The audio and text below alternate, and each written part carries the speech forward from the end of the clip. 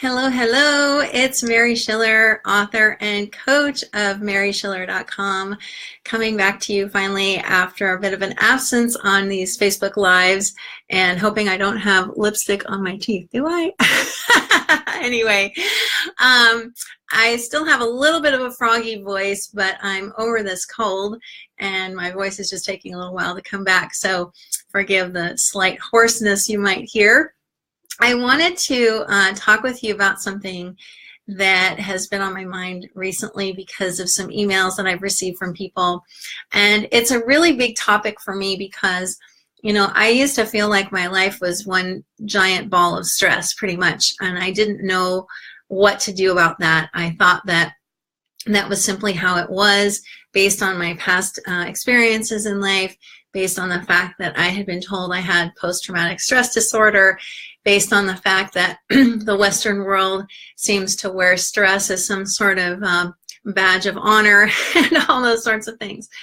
And what I realized when I first started to catch a glimpse at what these three principles, as they're called, are pointing to was that I was really under no obligation to feel stressed ever. That the only reason I ever felt stressed was because I was listening to stressful thinking and agreeing with it. And I remember when I first had that thought, I laughed out loud. I was like, that is really funny. I'm having, excuse me, all this stressful thinking.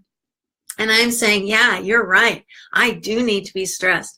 I do need to feel stressed about money. I do need to feel stressed about work. I do need to feel stressed about my relationships. I do need to feel stressed about where I'm living and what I'm doing with my life, and on and on and on.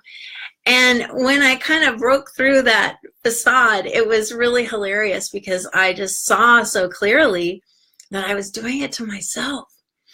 And what was so exciting about that was that with this understanding of the three principles, I saw that I didn't have to do anything about that.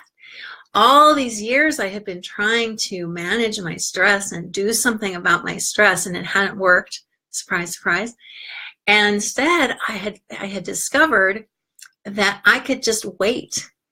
I could simply sit with whatever the feeling was that was coming through via my thoughts, and nothing would happen to me.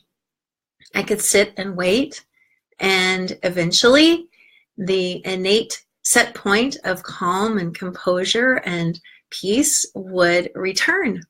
And I found that absolutely stunning. The more that I experimented with that and the more that I saw that that was a fact, it was kind of like all of my daily habits trying to manage my stress all just went out the window, which, as I've said before, frees up a lot of time when you're not having to manage your state of mind or your feeling state at any given moment. It frees up a lot of time to go do things. And eventually that's what happened. Hi, Ingrid, is that I was able to take all of the time that I had been spending on myself, trying to manage my stress and all these other feelings I didn't like. Once I stopped doing all of those things, it was like I gained, another 8 hours in my day. It's amazing what you can accomplish when you're no longer focused on managing stress, for one thing, because it doesn't need to be managed.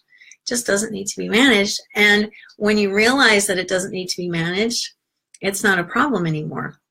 I can say with 100% certainty, looking directly at you, that I no longer suffer from chronic stress. I have what I would call brief moments of stress, but they don't bother me. I don't suffer at all when I'm experiencing that because I know exactly what the source is. It's momentary thinking.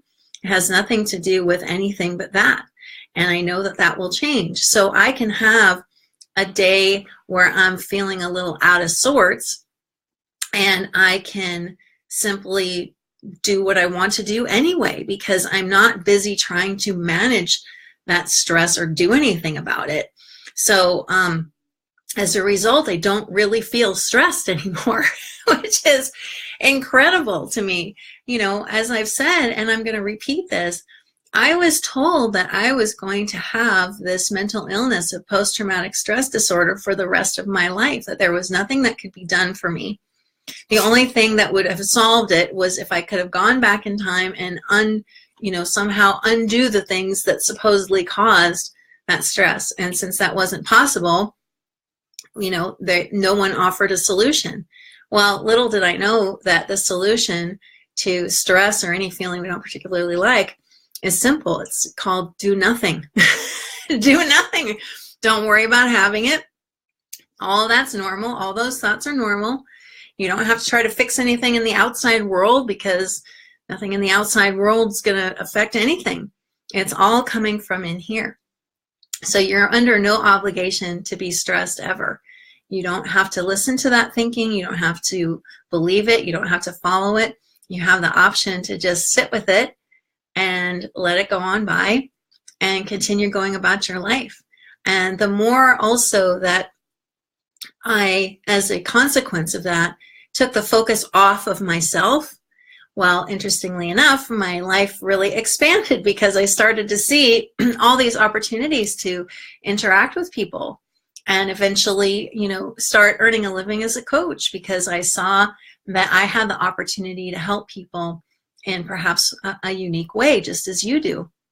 So anytime we take the focus off of ourselves, off of trying to manage ourselves, off of trying to manage stress, which can't be managed, folks, it's amazing the space that opens up for all kinds of other things in life.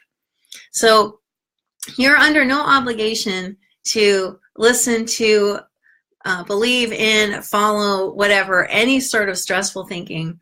You can sit back and watch it, play out in front of you, and don't do anything about it. Don't worry about it. It will go on its merry way momentarily. And running underneath that, of course, all the time, 24/7, is the calm river, the calm lake, however you want to picture it. That is who you really are. So I hope this video has been helpful. I would love for you to comment if you'd like.